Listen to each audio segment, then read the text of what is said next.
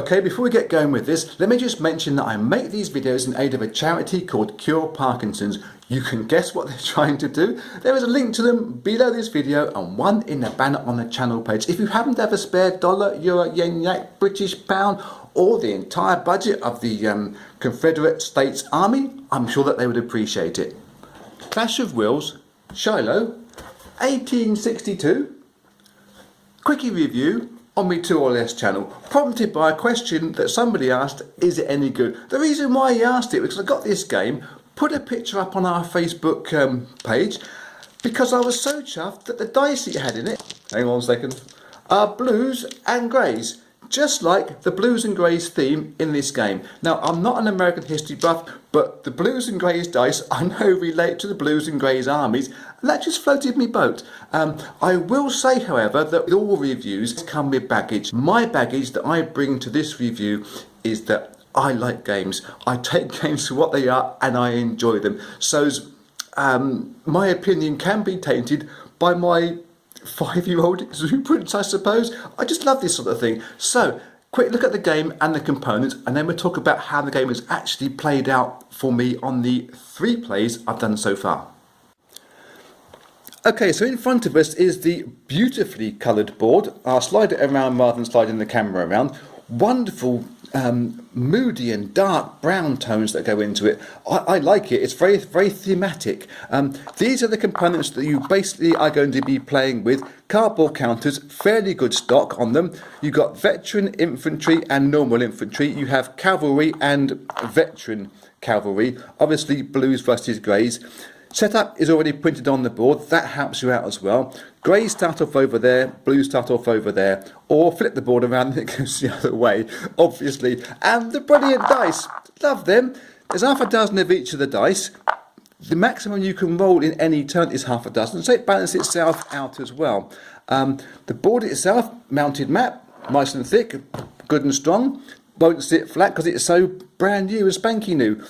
It plays via orders that you get from your cards, and you also get bonus movements and orders that you can do from these cards, obviously a set each. When the deck ends, the day ends. It's a 2-day game, takes about 1.5 to 3 hours depending on whether you win on or during the first day, end of the first day, or it goes into a second day's worth of play. It's an asymmetric game. You start off with more greys than blues in terms of their orders. The greys will get a surprise strike on the blues, and the blues are going to try to absorb the hits that come to them from the Confederate soldiers. If the Union survive that first day in any kind of shape, or even win on that first day, that's pretty good. But if they survive the first day, things get flipped around, and the blues then get the advantage of having more dice and more rolls. Now, simply, you roll some dice. It's on the first day for the greys, shall we say, they would roll 4 dice and match up these dice with their actions. There's a leader move, there's fire orders, and there's draw cards from the deck. When the deck ends, your day is over. But within your decks, it also cards that help you out. You get some extra firepower, better hit numbers on your dice, or more dice to hit with actually. Friendly fire, always good fun to have. Retreat orders, forcing your opponent to retreat further. Morale checks, artillery, hold, withdraw, extra movement, surprise attacks. These cards are all useful when playing the game, and component wise it's good quality card, it's good quality board, it's good quality counters, and the dice are just excellent. Let me just point out, it's an area control game, and as a for instance, if I can find out where we are on the board on the map, if we just trace a line up around here, that is a territory. There's approximately, and I haven't counted them, I'd say 35, 40 territories on the board. That's the sort of movement you're going, it's between territories, and there are limits to how many can cross each border line as per a given movement. One last thing, hills on here are marked up lighter colour. Fairly important though, when you put your counters on your hills and you cover up the fact that it's a hill, you forget that you've got a defensive bonus by putting your units on the hills. So I use ding, ding, ding, ding, ding, a couple of Axis and Allies green chips on me hills, and then the things you can't miss the fact that you've got your hills there. That's the only slight board issue that I found, and it's hardly an issue at all. Right, back to my handsome face. The other thing that we didn't pick up on component-wise is the rulebook. Good, thick, stock, glossy paper, nice and crisp, and economic in its use of words. That is actually the only downside that I've found with this game, and I applaud the people that designed this game and wrote out all the rules. They tried to keep it brief and little snapshots of history getting shoved in there, lots of pictures and lots of examples of how things would work. So a 16-page document could be compressed down to really probably only 4 sides of an A4 sheet maximum for that. Oh, bang the table.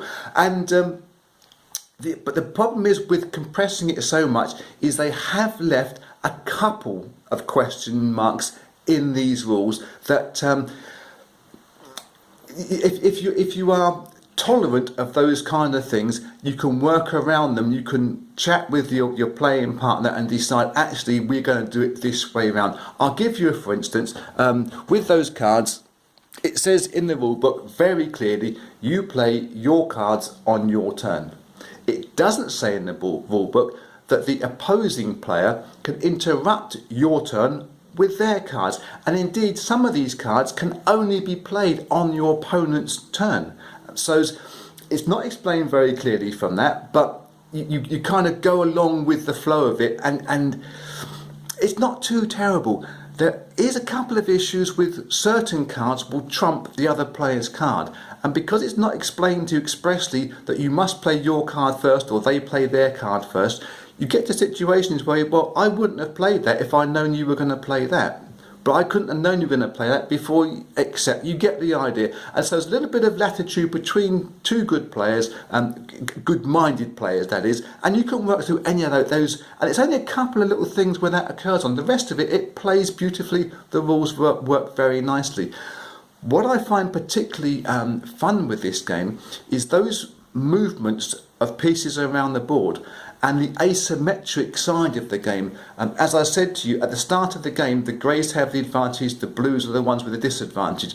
But it's not a massive disadvantage, it's not hugely different, but it's enough that the blues have to have an attitude of less aggression, unless the dice rolls really help them out, which it can do, because that's what dice games are all about. But as the game goes through day one, as you start going through your card packs, getting towards the end of day one, the blues start getting stronger and the game twists. You have to twist your thinking as to whether you now hang on to the end of day one, or do you start putting pressure on the blues coming back earlier so you get a better chunk of the action on day number 2. And the movement of pieces across the board, it reminds me when you're playing as either side of playing cricket, oddly, because as a cricketer, You've never got enough men in the field. You always want one more thing in one place, and it's exactly the same with this. You've never got enough orders. You've got 4 dice to roll as the greys on turn number 1, and you really want 5 dice to roll. If you can have 5 orders, please. I've got a card that gives me extra movement, great, but I wouldn't want extra firepower this time. You perennially feel you're one piece short of the puzzle, and that is great because it makes you want to do the next piece of the puzzle. It makes you want to turn that page of that exciting novel. You always want to carry on and do the next part of the game, which is great. With the restricted movement on those borders, on certain borders, only one piece can move across in an order. But there's 3 opponents in there. Tough. You've got to either shoot them with your artillery units, which are an abstract unit in this case, attached to infantry or cavalry, or you've got to go in and hope your dice rolls work out nicely for you, or you've got to wait for another turn and try and get more units positioned in the right place. Great fun. Really, it really keeps the brain spinning up there and keeps you moving around the board. Now, I've played this game 3 times so far. First time was my initial look-see at the game, and as I tend to do, and what I quite like doing with games is laying the thing out as per the setup, much as I can see it, and seeing how the game's going to play without necessarily reading the rules, because if the game is that obvious of what you're going to do, it's got to be a good start for you. You're not trawling through whole logs of information to try and find out what's the first thing I do. It's there. You see it, you hit it. And that's exactly what we did. Halfway through the first playthrough, the funny lady came in and said, "How are you getting on with this?" She sat down, she joined in, she had a great time with it. We found things later on that we were doing wrong and we interpreted wrong, and we misread something in the rules there. And I couldn't believe I misread it wrong in the rules, but we did completely misread one section of it, and then got it right in the second playthrough on the following day. And as that game developed, we started to understand the intent of the game designers, how they expected you to work out ways of playing the game. And it didn't at any point feel like, oh yes, we're just going through the motions here. I particularly thought, if I go up that way, I'm going to catch the funny lady out. She didn't take the bait. That then left my pieces out of position. It left a possible breakthrough for her to come running through the middle and down to one of her win objectives. And there are several different ways of winning this game, as I mentioned beforehand. And so you're then thinking, well, do I now abandon that tactic and come back, or do I pursue that and go for my victory, etc.? There's multiple tactics involved and limited movement, limited actions. That makes it difficult. That makes it fun. So, having played it once and a half with the funny lady, I got the game out again this morning. I rattled through a game in about 2 hours because I was trying to outthink myself, and to a degree actually I did still manage to outthink myself, even though I know what the other side was thinking, if you understand that. And that gets my thumbs up if you can trick yourself when you know that you're being tricked. Overall, this game is a keeper. It is a definite keeper. Having played it now 3 times, I want to play it a 4th game.